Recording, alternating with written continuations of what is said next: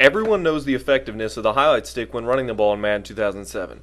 If timed right, it's virtually impossible to tackle the running back performing the move. If timed wrong, though, it can just as easily lead to a costly fumble.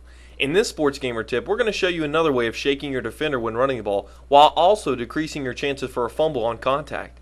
By using the stiff arm feature, even the smallest running backs can shrug off the toughest tacklers. The Jacksonville Jaguars have come out in the single back big HB slam.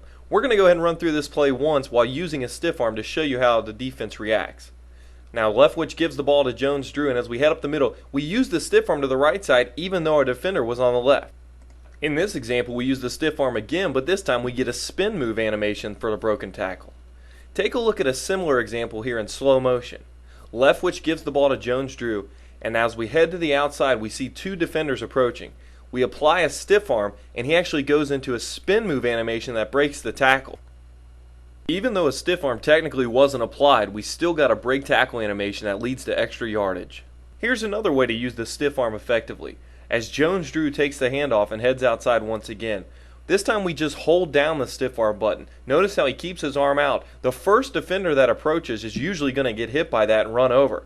In this case, the animation takes over and Jones-Drew ends up picking up about an extra 6 to 7 yards.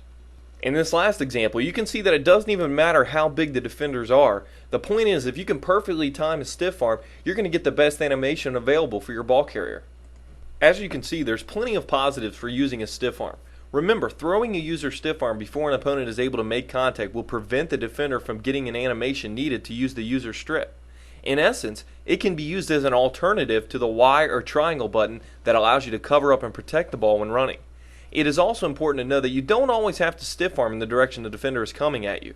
Most of the time, you'll get the user stiff arm animation regardless of the direction the defender is coming.